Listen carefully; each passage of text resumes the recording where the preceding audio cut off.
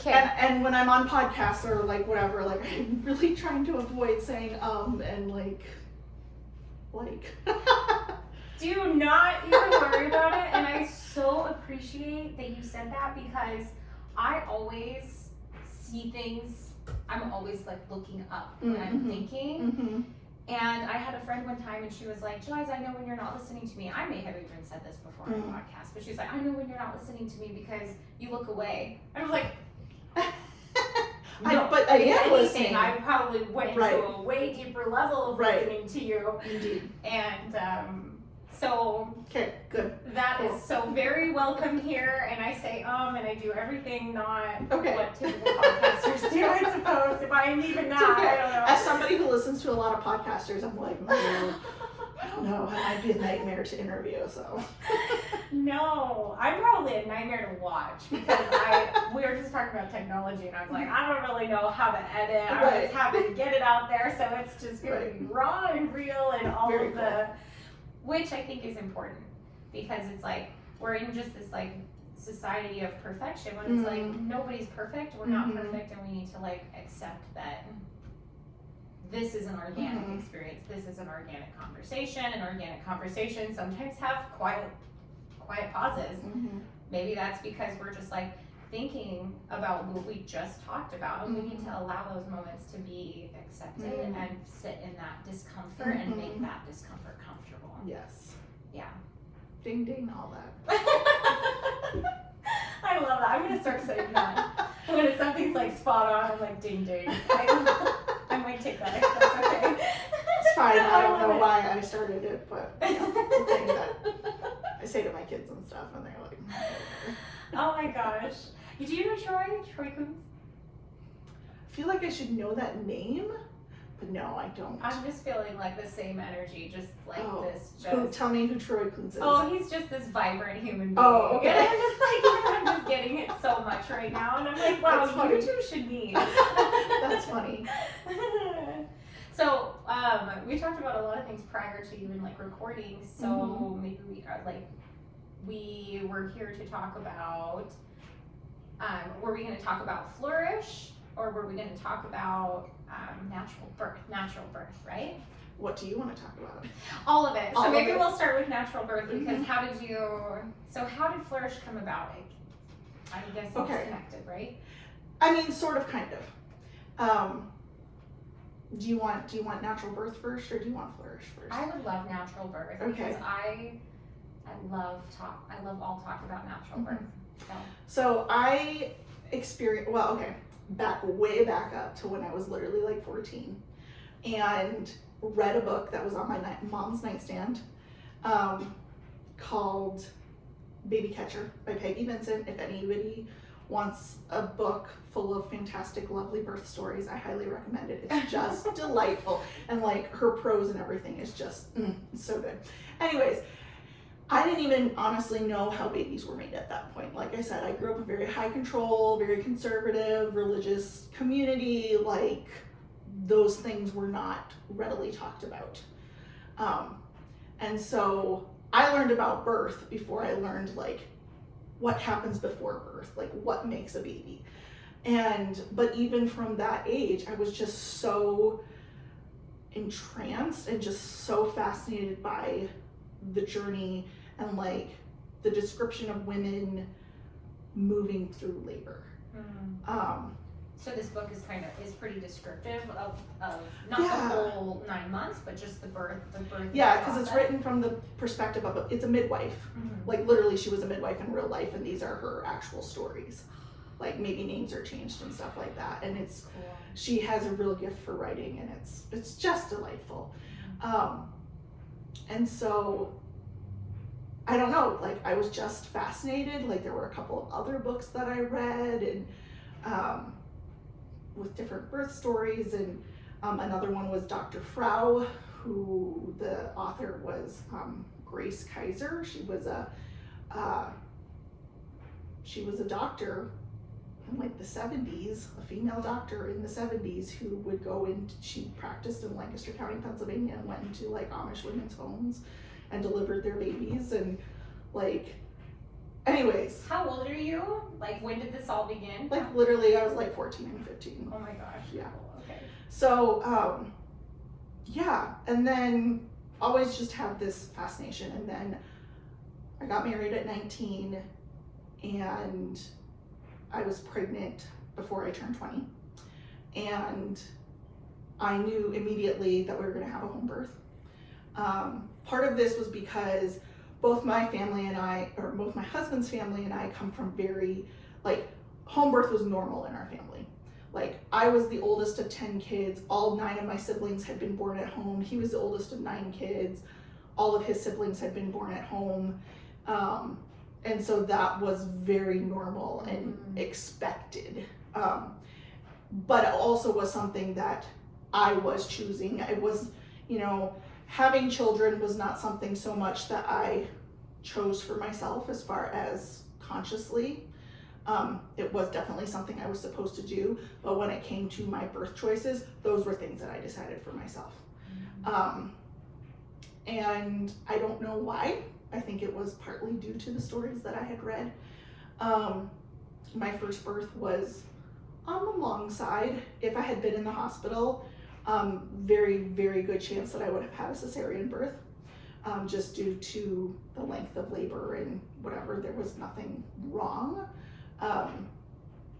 But it was hard, and even though, like, I'd done all of this reading and I was definitely more prepared than a lot of first-time moms are, there's nothing that can actually communicate that experience or what it's going to feel like in your body.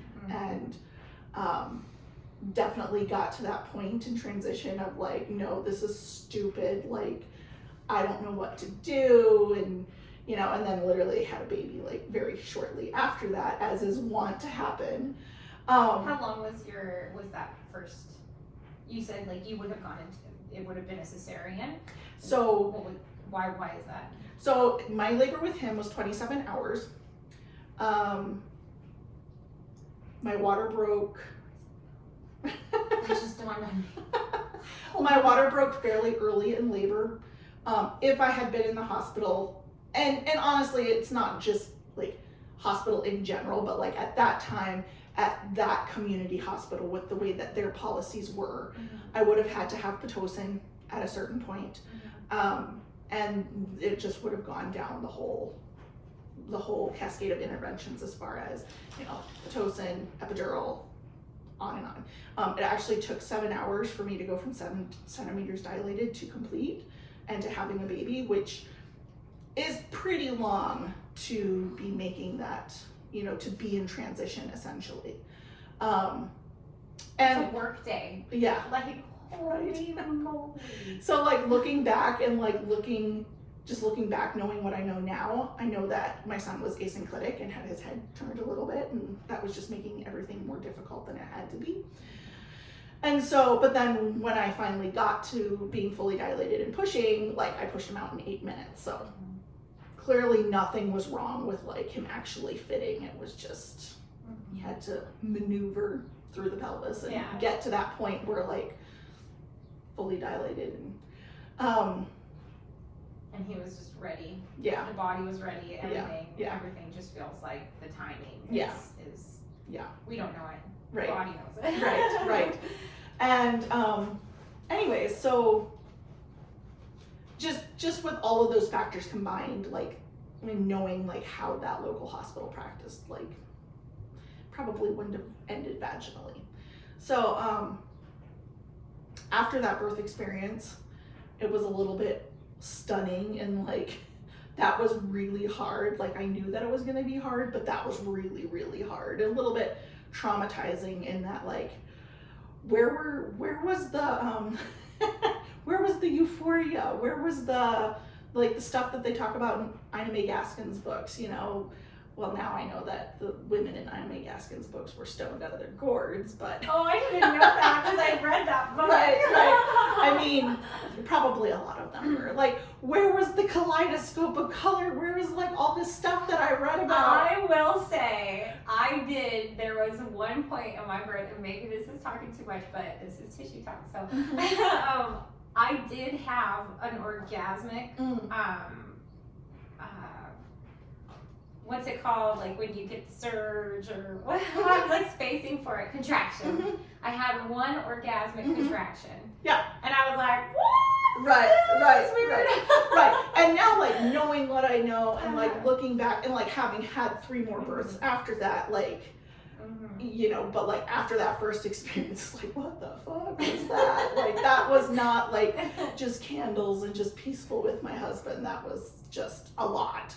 But like coming through the other side of processing that and being like, no, but that's the power of it right there, is like sometimes it's messy and it's primal and it's raw and you're like, I can't do this, and like you feel like you're all the way out here on a planet all by yourself and no one can reach you because the intensity is just so overwhelming and so encompassing. But I'm like, you do it, and that's the power in it right there.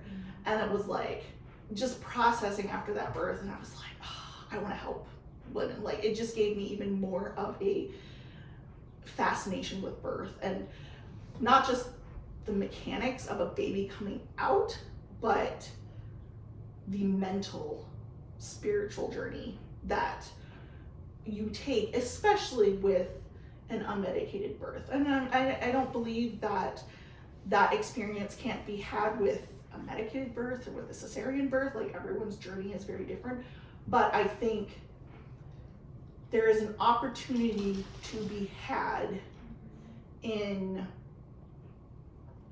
working so closely with your body. And like also kind of with, it was funny, I was at a doula meeting a couple of weeks ago, and one of the doulas was saying like, oh, well, yeah, we all became doulas because we had a traumatic birth. And I was like, I've never had a traumatic birth. Like, all of my births have been really powerful. But then I had to like kind of back up and say, but I had a lot of trauma from before my birth. And my birth experience was the first time where I wasn't shielded from adulthood, if that makes sense.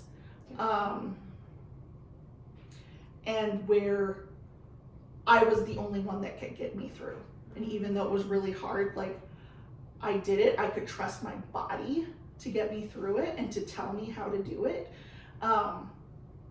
And that was really powerful, especially coming from a childhood where I'd never been taught to trust myself. Wow. Yeah. That's beautiful.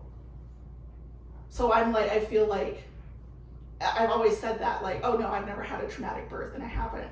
But then when I was having this conversation with this other doula, I was like, oh wait, but there was other trauma preceding that, like, I found my autonomy and my ability to trust myself, or I got the seeds were planted in that first birth experience, and they've just grown ever since. And it's an opportunity that I love supporting other women to seek out for themselves. So after that first birth, did you right away start researching to become a doula, or what were your next steps? Of course, taking care of the baby, Right. That stuff. I mean, I had a lot of like parenting, and just all of that was just like, it was like birth. It was messy. No, I didn't like. I knew immediately that somehow I wanted to get into birth work, but I was like, I don't want to be a midwife because I'm not going to go to school. I don't want to do the clinical side of things. I don't want to be a labor and delivery nurse. I'm like, I just want to show up and like tell women when they're at this far out place, not even tell them anything, but see them. Because like at that point, you can't really tell somebody, like you're not really hearing when you're in that space, you know? But like be present for women when they're in that far out place where, I forget who talks about it, but like there's a quote that basically transition is the part of labor where women leave their bodies and go to the stars to get the souls of their babies. Oh my gosh, that's gonna make me cry. That's so beautiful. And like I was feeling called to be kind of an anchor in that space, and I'm like, that's all I knew. Like I had a home birth, but I didn't even know what a doula was at that point, because my mom had never had a doula. Like I didn't know anybody who'd ever had a doula. Like my midwife didn't talk about doulas or anything. And so I don't even remember where I first like had the realization that I was like, oh, a doula. Like I had read the word before, but like not really put together what it was. And then, yeah, I just had the realization like, oh, that's what I want to do. Like it's non-medical support is like literally exactly what I wanted to do at that point. Still didn't like act on that because that was at the, you know, around the time that we were moving, making, you know, this huge move from the East Coast to the Midwest. And it wasn't until I was actually very early pregnant with our third baby that I first took my first doula training. And I had done a lot of reading and a lot of like preparing, still like couldn't get enough of like watching birth videos on YouTube and like reading the birth books and reading anime again and again and like just everything. But just due to like where we live, it's really hard to get, like there were no doula trainings close by. And so finally there was a doula training in Williston that I was able to go to, and just happened to be 10 weeks pregnant with our third baby. But it was like kind of one of those things that like I'd been waiting to do for a long time, and finally had the opportunity and went, and then learned that it was so much more than just showing up at a birth and being like, you can do it. And so yeah, that was kind of the start of my journey. I love the aspect of you saying that like you were like the anchor. When they, like that is so, that really hit me. Hit me so good because I kind of, when I had Cade, I felt kind of like this out of body experience too, and this almost rebirth in myself and while I was having Cade, because I grew up in like that area was not very, it was taught differently, you know, and so there's a lot of shame and all of that stuff, and so I wasn't ashamed to have a baby by any means, but I was very uncomfortable with my lady parts, you know, and so like just having, when I found that strength and being in that like becoming, like that is what we're made for. We are women, like we have babies, this is the process of life, this isn't, and to backtrack a little bit and then I'll come finish this up, but I remember when I got to the birthing center and she looked at me and she was like, Jeliza, like if you don't bring your heart rate down, we are gonna have to transport you. And I was like, oh, right, this isn't an emergency, this is natural. And just like that, just that shift of mindset, which is like huge when it comes to the setting and the environment of having a baby, right? Like I'm so used to seeing things on TV that this is like, we'll rush him into the hospital, blah, blah, blah, blah, and all this stuff. And so instantly I just gravitated towards what I know, which is freak out.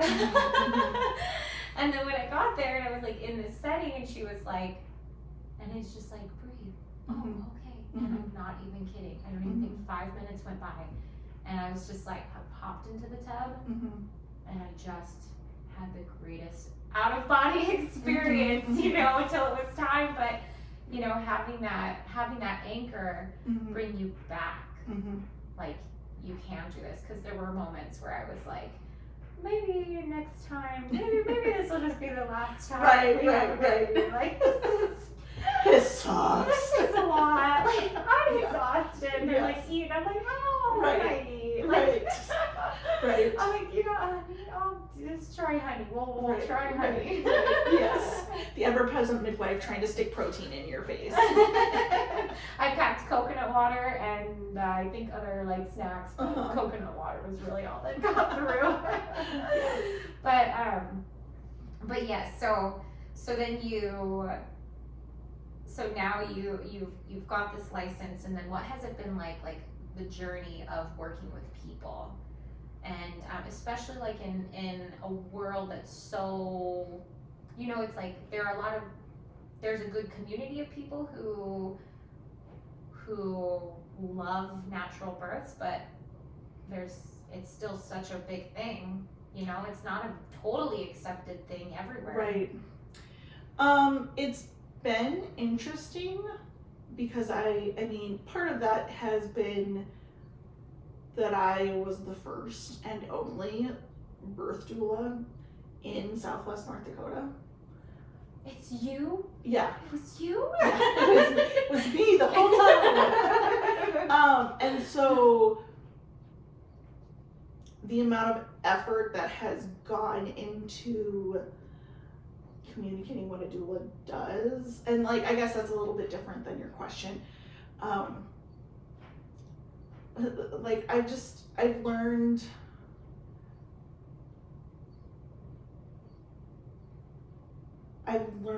what's a lot better about how to differentiate, like, what's my responsibility, what do I take accountability for, and what's not mine to carry. Well, there's a lot of depth to that, I feel like, in all of those yeah things. I mean, and most doulas you talk to will come away from a birth processing and like, what could have I done different? Is there a way I could have supported better? Especially if a birth doesn't end with the, with the hoped, if the birth plan goes sideways. And so it's a never ending process of, regurgitating the birth, what you said, what you did, and then having to put it to bed and let it like walk away and be like, okay, maybe I could have done this differently, maybe I could have done that, but that didn't happen. I did what I could, what I knew to do in the moment, and I have to be okay with that. And as somebody who like legitimately has a diagnosis of social anxiety, like, that's been really huge. Like, that's been something I've been able to apply throughout the rest of my life. Doesn't mean that I don't still lay awake thinking about that stupid thing that I said to this person in some random conversation 3 years ago, but it's just been a helpful tool to like move past those types of things in other parts of life. Well, I think about like even you saying how birth is messy, right? And it's like, yeah, so is life. Like, right. That applies to life too, right? And I feel like birth is such a microcosm of life in general. There, in the natural birth world, the birth worker world, there's a lot of talk of like, well, I trust birth, this, that, like, birth can't go wrong, the body like knows what it's doing, and yes, definitely the body knows what it's doing, but nothing is ever 100% safe, because life is not 100% safe. Birth is as safe as life gets. But yeah, like you said, like, life is messy, birth is messy. Just like there's miracles, sometimes there are, right, Like, and I don't know, I'm still just as fascinated and passionate about it as I was like literally 20 years ago. Like, I told you I couldn't remember how old I was. Am I gonna be 36 or 37 this year? Anyways, I don't remember. But how old's your first daughter or your first child, right? Isn't it like a year? Yes, he is. Oh, he's 15, and I was 20 when he was born. So I guess I'll be 36. Anyways, but like, it's literally been 20 years that I've been obsessed with just all of it, and I haven't gotten tired of it yet. So it's like, if that's supposed to be your calling, that's supposed to be your calling, right? I know that I've learned a lot of things about, taking myself out of my ego, out of other people's decisions. Definitely when I got into doula work, it was definitely with the vision that, I was going to be that person in somebody's labor and delivery room that was like talking them through that really hard, the place in, like, I don't know if you've ever watched A Baby Story on TLC. Like, I don't even know if they. Is it called A Baby Story? Yes. Oh, is that the one where continue? I'll let you say. Anyways, it's literally like, it was back in the 90s, I think, when they taped it. It was the doula or the midwife that had a natural birth that went wrong. Is that right? No. A Baby Story. It was a series. Oh, okay. And basically, and all it was just like birth stories, mostly in hospitals. And I'd watch these stories and I'd see these women that were like 8 centimeters and like, they wanted to have a natural birth, but like, it was really hard. And like, then they ended up getting an epidural or whatever, which is like fine. But like, at the place that I was at that point, I was like, if they just would have somebody tell them that they can do this, you know, if a nurse would step in, if just somebody would step in and tell them like they could have the birth that they want, you know. And so I very much went in with that vision of like, that's what I'm going to do. Like, I'm going to tell all these women that are just on the cusp of being able to do it that they can do it. And yes, there's been some births like that, but like once you get into the work, you just realize people and birth and everything is just so much more complicated. Mostly people are so much more complicated than that. And I can't go in and like white savior, you know, I can't save people from their births.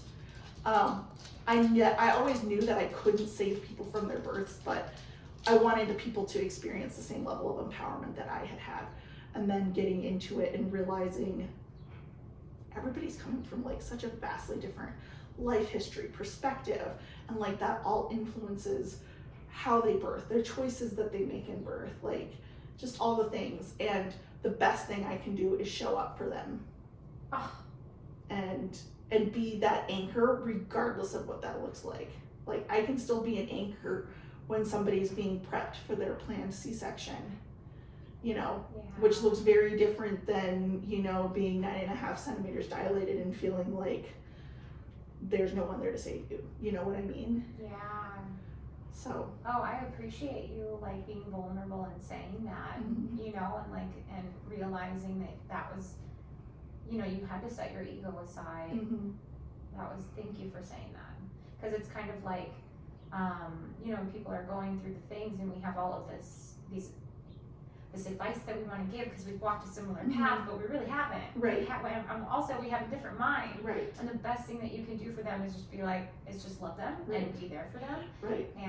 And wait for the question. Like that's a really valuable thing that I've learned too, is waiting for the question.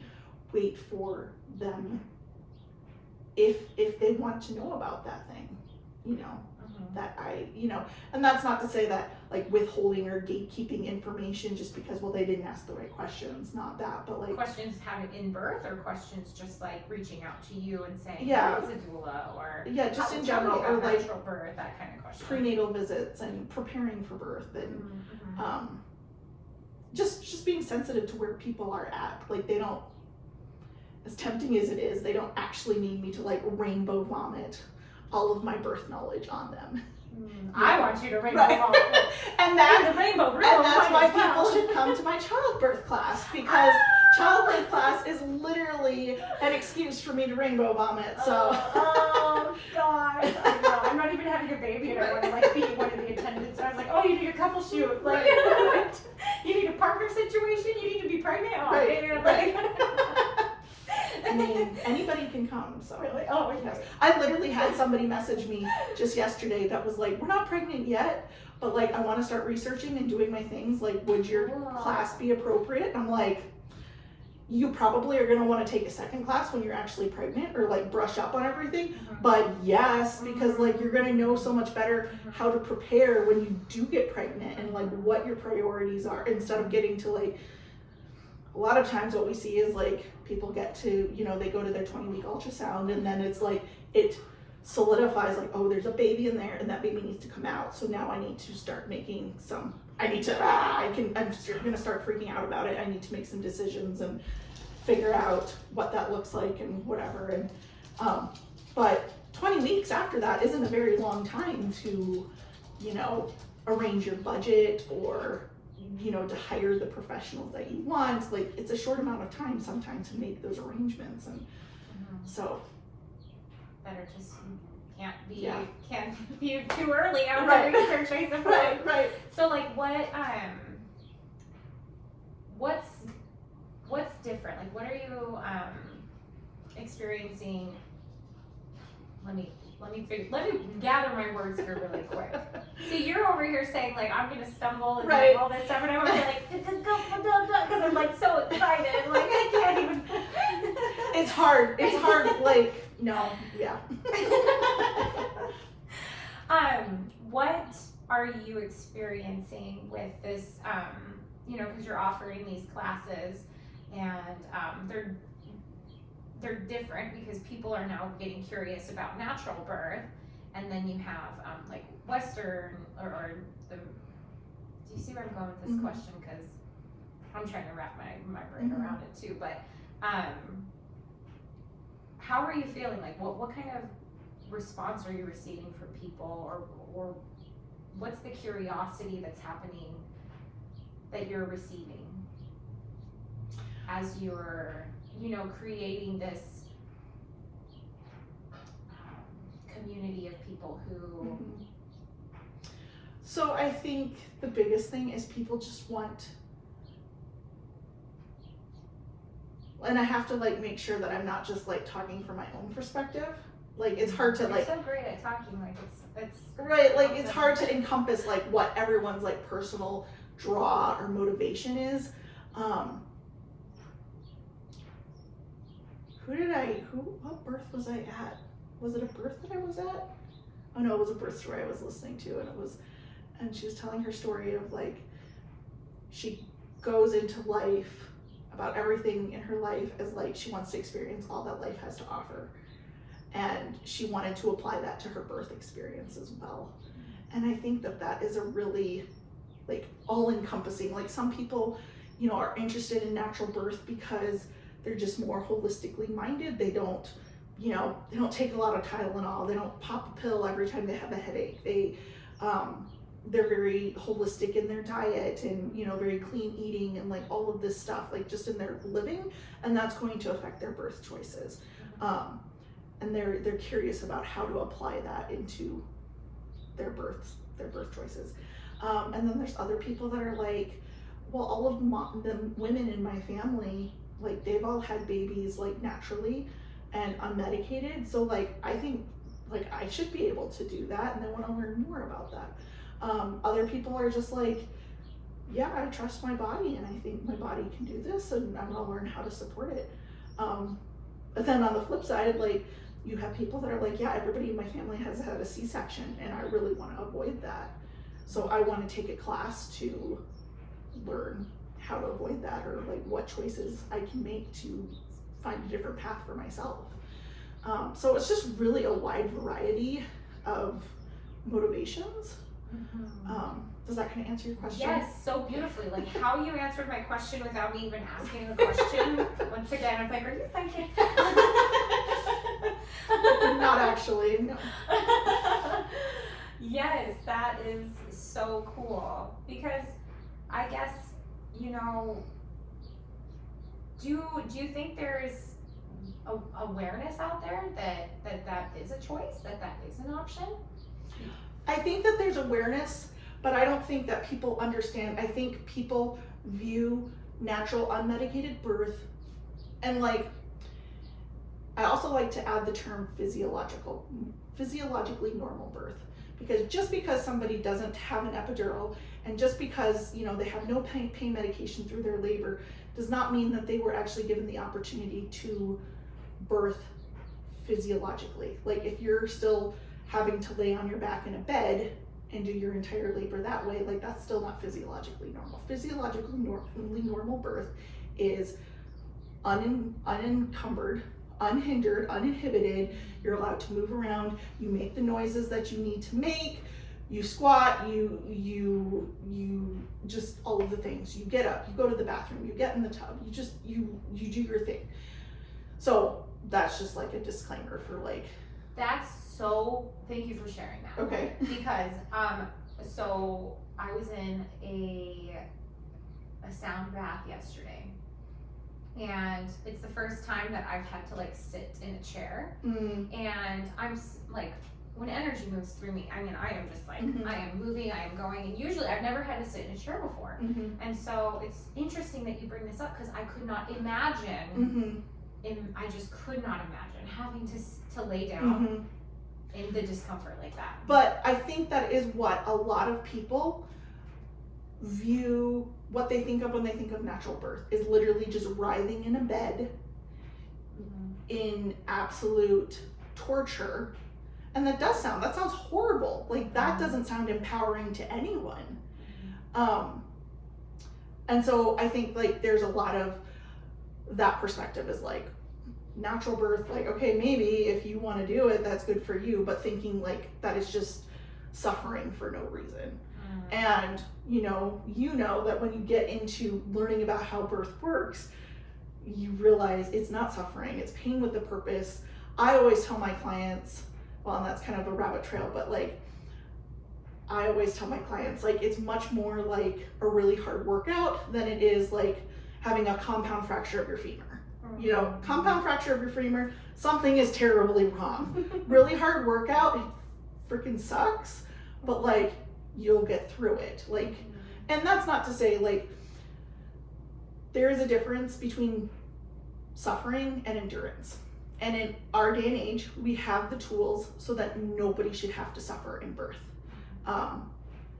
So like there's definitely, but everybody has to decide that for themselves, like where that line is between endurance and suffering. Now I went down my rabbit trail.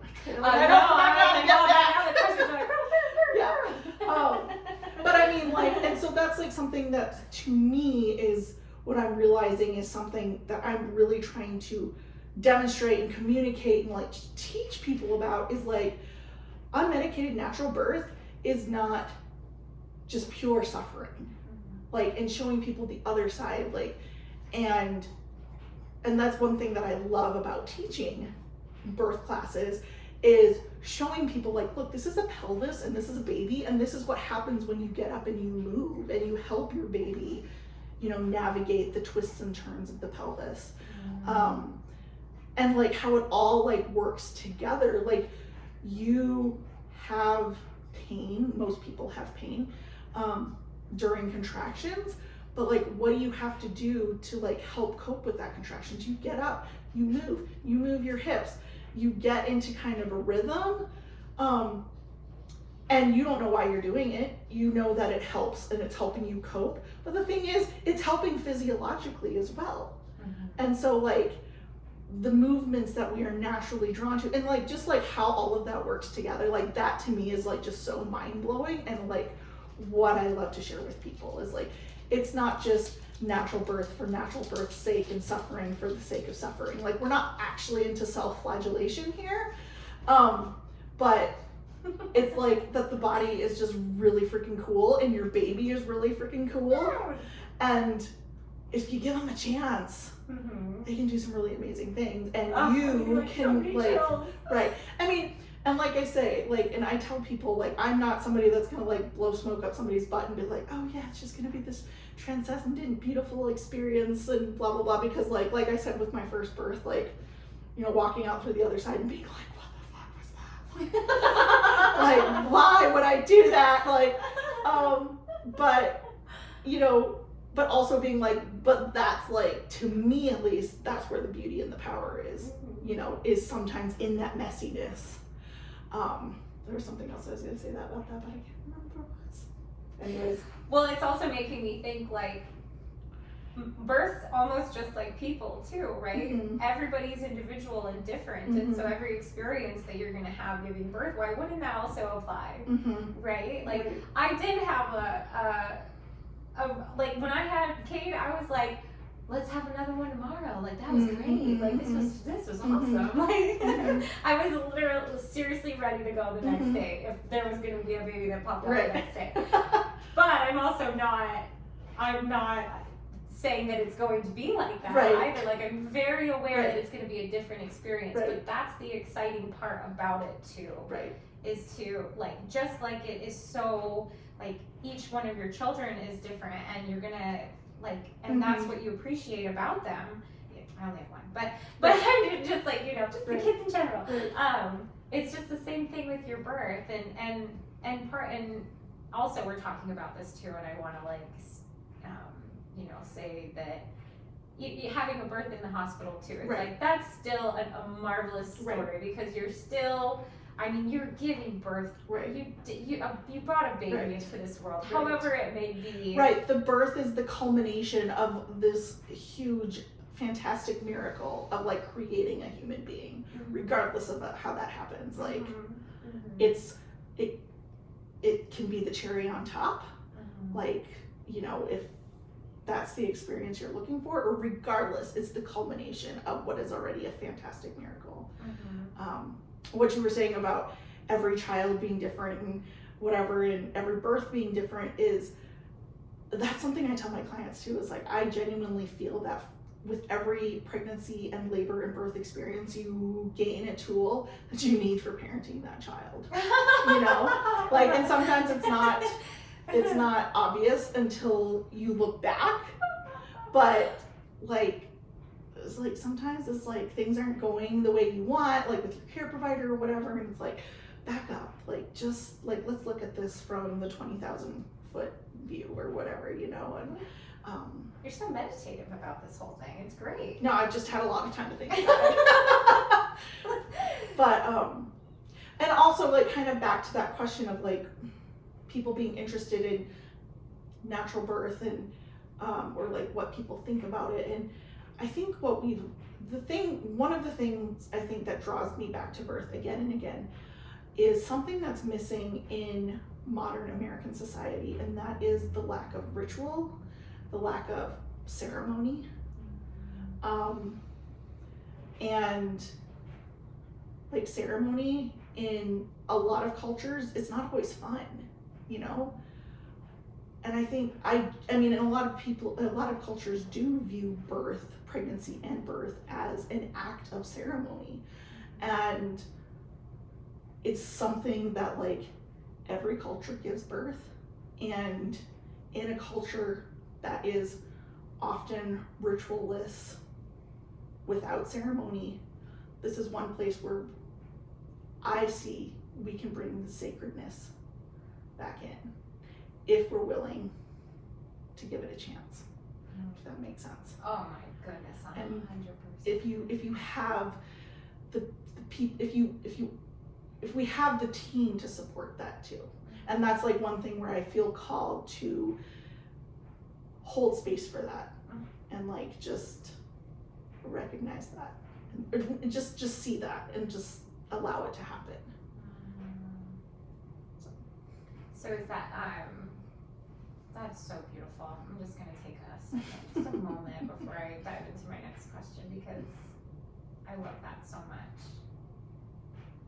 And that can even just like apply to, you know, like what are the rituals that we're doing before even having the baby too. You know, the things that the prep work that like, I just naturally, like, I remember when it was getting closer to having Cade, or getting closer to, I just was like talking to him like, hey baby, whenever you're ready, like, we've got this, we're doing this together, you know, and we're a team, and whatever that looks like, you know, if we do it this way, like, we're together doing this, and however you want it. And it was just like, you know, just leading up, I was just constantly like, you were connecting with him. And it was just like, and that could almost be just like a part of the ritual in itself, is taking that time to get yourself in the right headspace, and connect with your baby, and see the direction that you want to go with this birth. That way, you know, we can't control everything, but we can visualize, and that plays a huge part too, I think. So, of the direction that you want. Yeah, or the experience that you want. For sure. Yeah. Seeing it seeing the way that you want it to be. And maybe there's some connection there too, or if you're not visualizing it, then the unexpected becomes even more unexpected. Yeah. Because there was no direction to begin with. Right. I mean, and that's something we talk about in our birth classes is, like, it's great to write a birth plan. Your birth plan is actually more for you than it is for your care providers, because it's an avenue of learning what your options are and deciding what options you want. But also, like, having your A, B, and C birth plan. Like, just because you have a birth plan for a cesarean section doesn't make it any more likely to happen. It just means that if it does happen, you're more prepared. In the case, it's easier to process in the case that it does happen.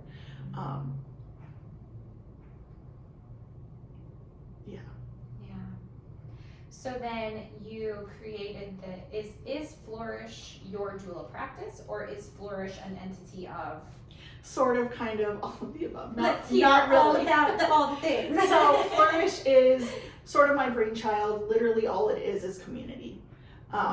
It was created, the example that I always go back to is, and I've had my own struggles, after my babies with, postpartum mood disorders, and something that has actually statistically been shown to help is group and community and being in community. And so I was thinking about, the young mom who doesn't know anybody else in Dickinson, who moved here to follow her partner's job, who just had a baby, and it's 3 feet of snow outside, and the baby's crying, and she's crying, and her nipples are bleeding, and shit has hit the fan. And I don't ever want, I know it's still happening, but I want to build a community where she knows where to go and who to reach out to. And that's the community I'm trying to cultivate. I love that so much. And did you have an experience like that created this vision for that community? Sort of, yeah. I only say that because I went through a really bad postpartum experience, and when I kind of came out of all of that, I recognized how major community is, and not just for the mother, but also for the child too, right? It's like for the child being that, that's the way that other cultures are. They have a lot of people to understand these different personalities, the way a baby is carried, and it's important to learn that down the line. But the way that Kate interacts with my sister is different than the way it is with my mom, and it's and that's part of the learning experience for children too, is to see the different personalities of everybody, and that community isn't, it's about acceptance of everybody's individuality, and that's important for life, but also for the mom too, just being able to have that community. And so, I mean, that was kind of that's the mental image that I have in my head when I think about Flourish, and why am I doing this? Because it's totally a thing that I just do volunteer. But I also like to have a very inclusive group. We don't care how you had your baby. We don't care how you're feeding your baby. I'm also a certified lactation counselor, so if somebody comes to Flourish and is needing some lactation support, I can offer that in that space. But we're not a breastfeeding group. That was my big thing, is this is community. This is yes, I want to be able to offer free lactation support, but also it's not a breastfeeding group. Because and part of that is coming from my own experience as well of being a mom with chronic low supply, and as holistic as it was, and I home birthed several of my babies, I was never going to be able to have a full breast milk supply to be able to feed a baby as fully as they needed to be fed. And that was something that I had to work through, and I, being in those crunchy, birthy circles, feeling very much on the outside, I can't qualify to ever be a La Leche League leader because I don't have the experience of exclusively breastfeeding for a year. I wanted to create a space where that was not yes, you can come here and get the support that you need if you want it, but also that's not what we're about. We're not here to tell you to keep breastfeeding at all costs, and whatever that breastfeeding community sometimes there's a stereotype. Absolutely, and that's the community that people need, right? Because it's when I think back on what was it that created this this downward spiral for me, was all of it is so just there's not that space that's just come as you are, it's so I just appreciate that so much, that because it was something that when I moved here I was we need something like that. So to know that there was a community that's starting and flourishing. That's the idea, is that we flourish. We don't just survive, we flourish as mothers and as a community. And it's not quite to, it hasn't been fully fleshed out yet. I envision us being able to support in so many more ways, as far as like meal trains and this and that. The thing is with like, that's so important though, because right? sometimes people are isolated here. Right. You know? But also recognizing that we're a group of moms, and as moms, like, we can only do so much for other people sometimes. Yeah. And you know, so like holding both of those things. But the bigger the community gets too, then it's like then you get more flexibility. Right. Yes. Yeah. Oh my gosh, I love that so much. And so how has the response been for that, or is the word out there enough? Like, the word's not out there enough. Taylor, you know Taylor. Yeah, you know Taylor. Yes. So she's a certified postpartum doula. Universe driven. Yes. She's a postpartum doula. She's kind of my partner in leading Flourish. Why did I start talking about Taylor now? I can't remember. Oh, sorry. But no, it's okay. But like, so between the two of us, we do like Facebook posting and like hang flyers around, but it honestly doesn't feel like we need to do more on social media. It's just, again, like, our time and our energy is limited. So we do what we can to share it with people. I would like more people to know about it. So yeah. Well, it's kind of like anything, right? It's like and once it hits that point, then it's like, yeah, you know. Yeah. And it kind of, we had a little bit of a hiccup because we used to meet at Backyard Play Cafe in their old old space.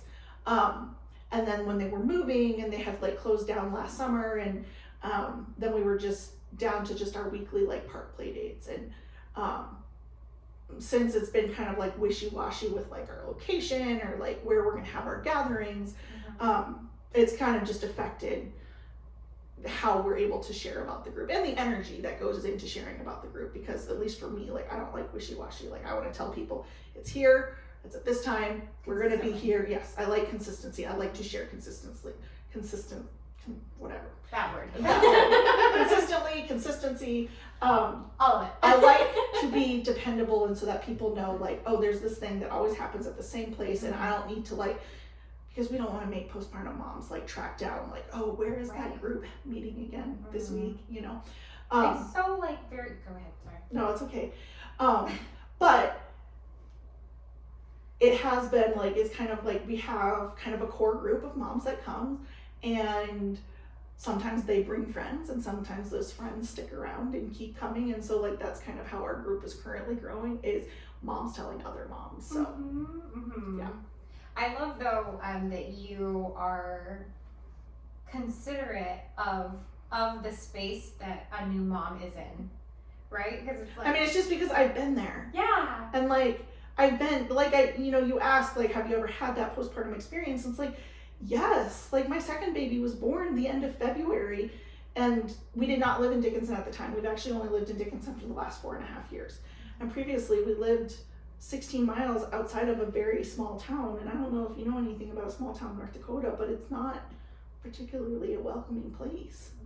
And so I had this brand new baby and piles of snow outside, and literally, and very low income, literally no way to access a lactation counselor, just like all the things. But also, I didn't have the bandwidth to find those resources. It's like, and so it just makes me always feel like, okay, if we're giving this as a resource for a postpartum mom, it needs to be easy. It needs to be consistent. We need to make it as easy as possible. And that's just me speaking out my own experience. I'm sure that there's type A moms out there that are just like, whatever, but they don't need our group.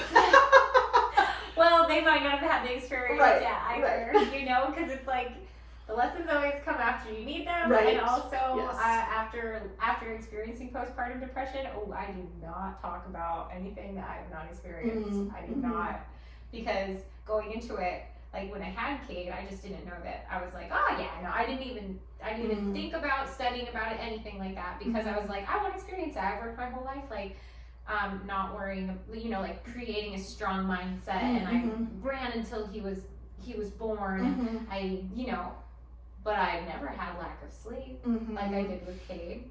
I never had no community. I didn't have, like, all of these things. Never been stuck on the couch under a nursing baby and been like so hungry and like nobody to fix you food. Yeah, and then you like don't even like you try to set them down, but then they're, you know, and then you got all the factors of maybe the crying triggers things in you and all of the things, right? So it's like after that experience, I'm like, I do not talk about something that I am not like. I'm like, maybe I don't want the lesson. Thank you for that lesson.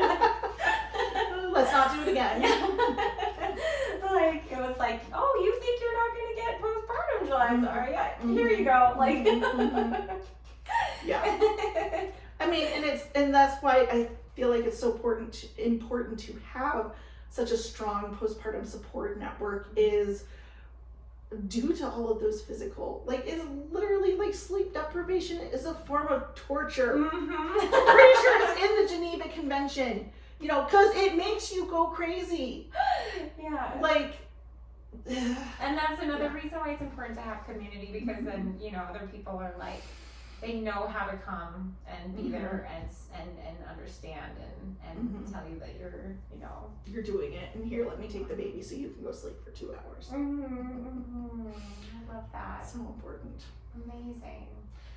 So hopefully, you know, maybe there will be some consistency in being able to meet here for, you know, for something like that. That way, you know, you have the beautiful light coming through for vitamin D or whatever, and tea access available. Yes, and, absolutely. you know, loving support. But you have an event coming up, which we should talk about, so we can probably get this out before it happens, so people know that it's there, and then anybody who's interested about Flourish can, you know. And we'll be talking about Flourish at our event or at our workshop. So the event that's coming up in March, March 22nd through 24th, we put it into AI and said, give us a good name, and we got Resilient Roots, and we really liked that.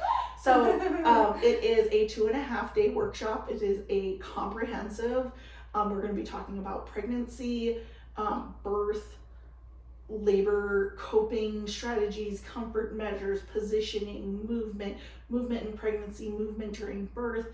And then also we're going to be bringing postpartum into that and preparing for postpartum and taking care of a newborn. And like, it's going to be a lot of information, and we're going to, I mean, I tell people, like, you should just come because we're going to have snacks.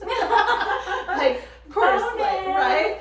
But like, and it's going to be in this lovely space where, you know, people can get up and pee and like can move around and can fix themselves food. It's going to be something different than like a bunch of classroom tables in a conference room, you know. Not that there's anything wrong with that, but we wanted to make something very warm and homey and comfortable and make it feel good to sit through that amount of time. So, and when I say we, I'm talking about myself as a certified doula, as a birth educator, and then one of my business partners, Willow, who's also a certified doula and birth educator. So we actually are both certified to teach a different curriculum, but we taught it together last fall, and I've taught it several times before, and like both of us are like, we can do better than this. Like, this doesn't really fit our demographic. Like, so Willow's like, well, we're just gonna write our own curriculum, and she kind of had to drag me along, but like, now I'm like getting into it. Oh my gosh, I'm so excited. And then also, Taylor is going to be coming in and teaching like the postpartum portion and like the newborn care and new parent portion. So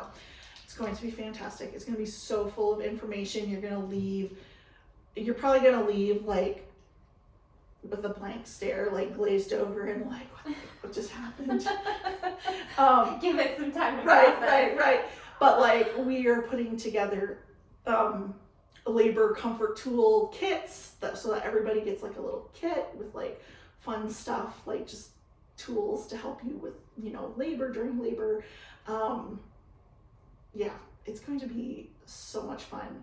And did I mention snacks? Yeah. That's still in Taylor, my mind. The amazing thing is, it's like Taylor's also a trained chef. Like, she went to culinary school. Oh my gosh. And she implements that into her postpartum practice. It's like she actually makes meals, you know, for people. But so like anytime we have an event, like the three of us like get together and have an event, you know, 4 people were like, you want to bring food?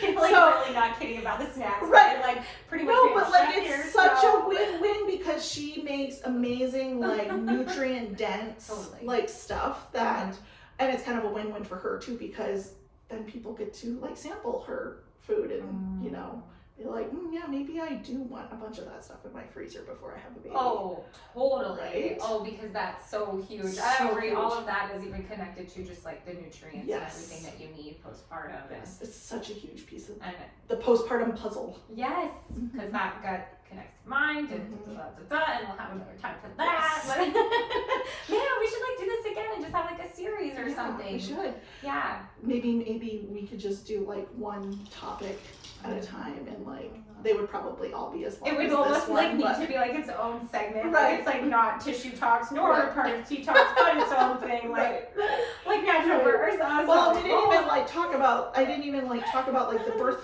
photography side of what I do. I wanted to bring it up because I wish I would have had it. I asked my little sister if she would like take pictures of us, of me having like Cade and stuff, and then I was like, maybe I don't want to put her through It can that. be very intimidating because like I related to what you said about like feeling a lot of shame around like your intimate parts. And like same. Like when I say that I grew up in like it was really weird. Like I grew up with babies being born at home, but we didn't talk about how babies got there or like naming the parts of our body or anything like that. Like that was all like, so I can relate to that. And like, you know, the idea of having that photographed and to have like my everything photographed. You're like, just like all encompassing about birth and just like really making the things that are uncomfortable comfortable again. And I'm so just excited about that for you. That you were just really this driving force. I don't want it to sound aggressive, but just like this really like you're really like making this pathway for people. I hope so. I really hope so. And I totally interrupted, so keep talking about the photography stuff. No, that's okay. Like, just I understand that kind of like, I don't know, not even, at least for me, it wasn't even about having the photography first see all of my bits. It was like, I don't know, I want to see all of my bits. Sorry, you're probably going to have like weird, like. Well, I keep like looking over because the last time I did this, it just stopped all of a sudden. And so then you were talking here, and like. Are we still recording? No, but like, so like, I totally get that. But yeah, I mean, honestly, we could just do a whole segment just on birth photography. I've moved more fully from doula practice. Like I'm still a doula. I still hold space for people into the birth photography because I just felt myself more drawn more and more into witnessing people. So like not only being that anchor, but like actually being a witness to your power and then being able to show you your power like after the fact. Because as moms, especially in American society, we don't see. We're the ones behind the phone, behind the camera, right? And we don't see ourselves being incredible and badass. And like I shouldn't say everybody, but you know, the stereotype is out there. And you know, when you're in labor and like, oh, you're sweating and you're saying, you did this to me. And like all of this like unattractive. I was like, no, but if like people could actually see themselves and see, if women could see how powerful they are, like, I think it's such an amazing tool for strengthening that relationship with yourself. And then there's the part of like partners come in and like you have this excellent labor partner and like you see yourself and your partner that you're in this intimate relationship with and like that's true. Just empowerment like right there. There's so much. There's just so much. Raw, real empowerment. Yeah. Where it's like the nitty gritty of life, but you're finding that beauty in that. Yeah. Yeah. Oh. So it's like Regina. Thank you for letting me talk because usually like I feel like I have to not keep my mouth shut, but like not overwhelm people. So thank you for giving me space. I hope I gave you enough space. Oh, for sure. And like for being on the same wavelength with like understanding what I'm saying, like, and I know I can say these things as far as just all the things, and that you'll understand where I'm coming from, and not. I mean, some people are like, okay, whatever. You do you, boo. I know. I totally get that. I think I was like in EMT school when I like found out I was pregnant, and I was like, oh my gosh, I'm so like, this is gonna be so great. I can't wait to have a natural birth. And like my EMT instructor was like, are you crazy? Like, you go and have your baby on the side of the river, blah, blah, blah. And I love her to death. I hope she sees this because I love her so much. Like, I feel like EMTs like have their own like, anyways. Well, they see a lot of stuff, so, right. You know, of course there's that, like, oh my gosh. It's just always funny to me whenever I hear stories, especially from, like, male EMTs, and they're just, like, they just pray that they don't get a birth, because they just don't, they're just, like, terrified of it, and they get very little training, or at least, like, locally, and I was like, oh, that's what I would be so excited about if I was an EMT, like. They should almost, like, have, like doula training. Right? Right, because it's, like, you know, all you just be, I don't know. You know? Or like take a course with, and I know that this come to this course. Well, no, but like I know that this actually happens in some areas where like midwives come in and teach classes to EMTs of like emergency birth. I mean, I think mainly what they're telling them is don't worry about the cord. Just don't worry about the cord. It's like, you know, that's like the, you know, your standard advice is like, we need to find a shoelace. Like everybody's freaking out about the cord. And it's like, there's anything. Anyways. That was definitely a question I wanted to have. Like, what do you hear that you're just like myths versus reality? Oh gosh, that could be like 75 episodes right there. I kind of thought so. Right. Too. I was like, how much time do we have? I mean, there's a lot like with the cord. People get so freaked out about the cord being around the neck, like, oh, well, what if your baby's born really fast and the midwife's not there yet and the cord is around the neck? I wouldn't know what to do. The thing is, it's like over 30% of babies are born with a cord around their neck. It's super common. And this should not be construed for medical advice or anything, but like, I think a lot of people don't understand that when a baby is born and the cord is around their neck, baby's not breathing. It's not like they're actually being strangled. I mean, obviously, if it gets very, very tight, you know, you might have problems. But like, they're still getting, as long as they are still getting oxygen, is that blood is flowing through the cord, through the umbilical cord. Now, if that cord gets pinched off and that blood flow is inhibited, then we got a problem. But like, that's just a big one that I hear is like, oh, I could have never had a home birth. My baby was born with the cord around the neck, and it's like, okay. There was like this birth that I saw, and she delivered the baby on her own, because I'm prepping to have like a natural birth, so I'm watching all of them to see how they all kind of look, and they all look different, which is so important. So she had the baby, and I watched 2 of her natural births, and the first one was different than the second one, and the second one, like, the baby was like, did not cry for a good chunk of time.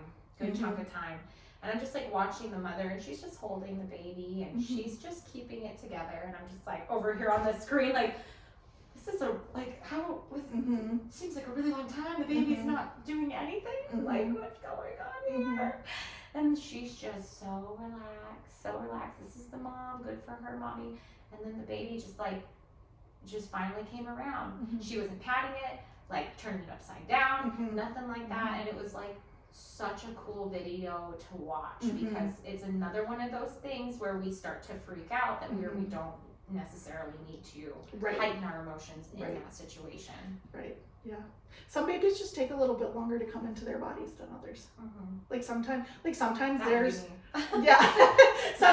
leave me in space, people. You know, and again, like, I'm not a medical professional, but I know like there's a time and a place for stimulation and for like to encourage a baby to breathe. But some babies, they come out and they're just so chill, and their soul's not quite ready to wake up to the world yet, you know, and just like, you need to talk to those babies, and just, they'll come. Yeah. But yeah. Oh my gosh, cool. Yeah. What's another one? We should do like, I know, let's do like really, 2 more. That is like a whole freaking can of worms. Like, I mean, since I was talking about home birth, and like, one big thing, and this is especially for dads, they don't want to have a home birth because they're worried about the mess. They're like, who's going to clean up the mess? They can't handle the idea of like bodily fluids and blood, and like, I get the idea that they think that there's just going to be like blood like splashed on the walls, like it's going to be like a murder scene. And the fact of the matter is, right. the fact of the matter is like home births typically are very clean.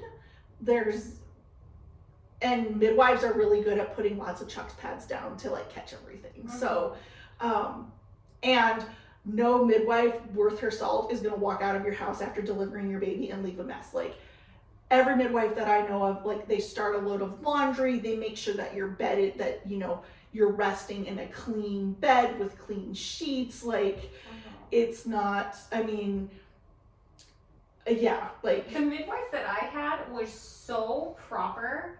She didn't even bend her back. So I mean, she was all about like saving her back. You know, was that what it was? Well, I don't know. I mean, she came to my house and she was just like, "How are you doing, Jeliza?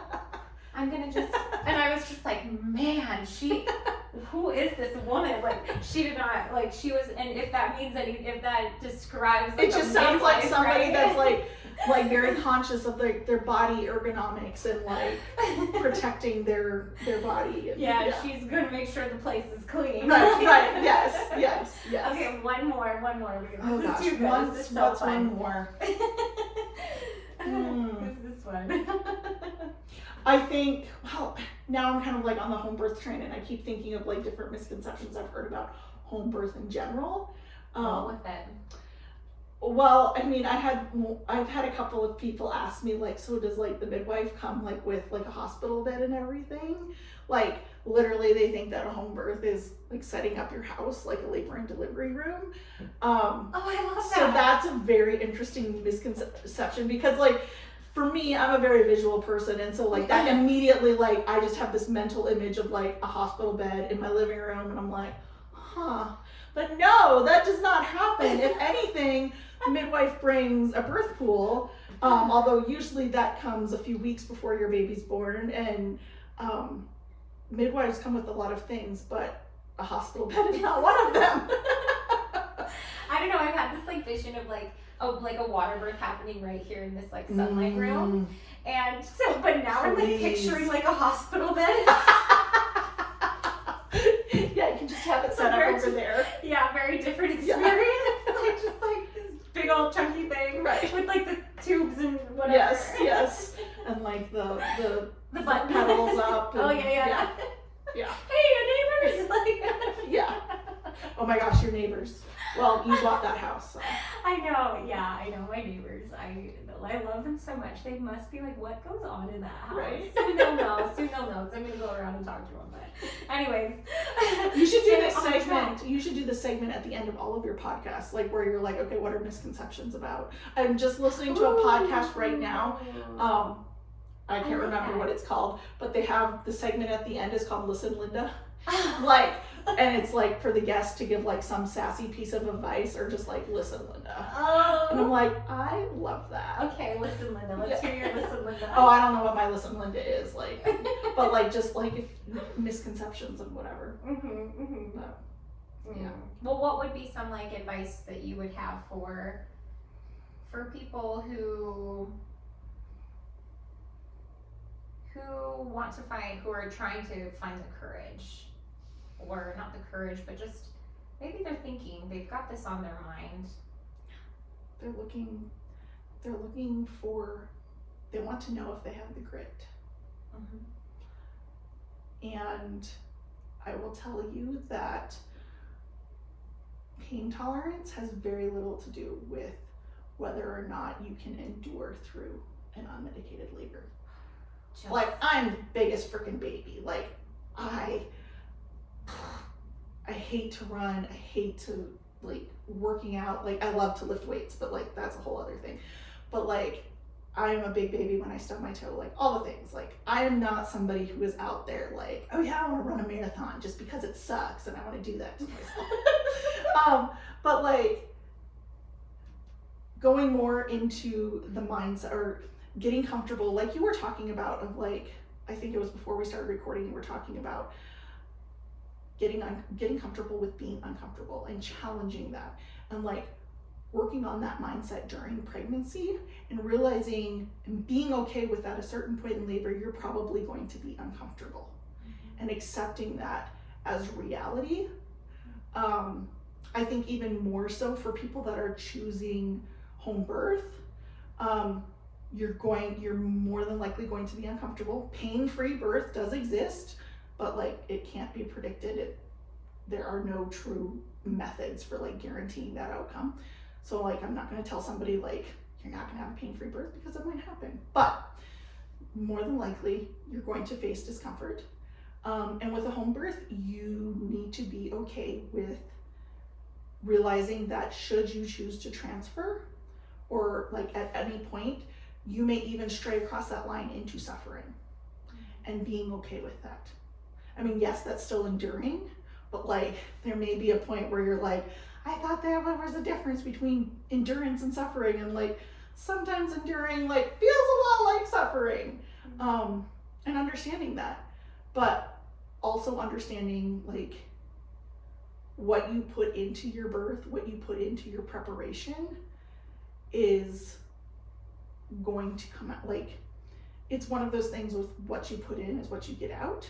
That's not to say that the person who did all of their preparation and like had all of the natural, all the things and still ended up with a C-section, that's not to say that they didn't prepare properly. That was their path. So it's like your preparation can influence your path. It doesn't determine your path, but it can influence your path. There's a lot of talk of like, well, I just want to go with the flow. Understand that, get real with yourself about whose flow you're going with. Are you going with your body's flow? Are you understanding, do you have a support team that is going with your body's flow? Are we going with your care provider's flow? Like getting real about whose flow are we going with here? Because those things look very differently. There was another thought on that and I lost it, but and then like physically, like stay moving during your pregnancy, and it doesn't have to be anything huge.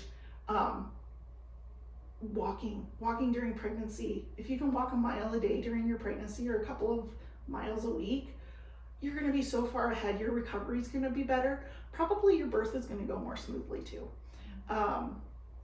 Yoga is fantastic. I always find that people who have practiced yoga, like even before they were pregnant, tend to be a lot more familiar with like finding their breath and how to breathe through contractions and how to breathe through intensity. I think that extends to like anybody who's made, who works out on a regular basis or who pushes themselves physically on a regular basis. But getting in touch with your breath and how to breathe through really hard stuff. And then I'm always a fan of body work during pregnancy, massage therapy, chiropractic care, myofascial work. Like there's all kinds of like wonderful stuff that can help prepare your body for birth, can help, there's so much. But yeah, I don't know. That's a lot. Like again, like rainbow vomit, but you're welcome. Yes, thank you so much. And just like, I have no doubt, I'm sure people are gonna be like, more. Like, tell us about that. So we'll probably end up like doing it again. Cool. Yeah. I'm always down for it. I love to talk about this stuff. Yeah. So. And gosh, we just seriously only touched on a little bit. So Regina, thank you so much. Absolutely. I'm so excited. Yes, this is just incredible, and I signed me up for your course. Yes, we would love to have you. It is so great. I did a lot of hypno breathing practices before, and it's like, oh, I should maybe. Bye. Bye.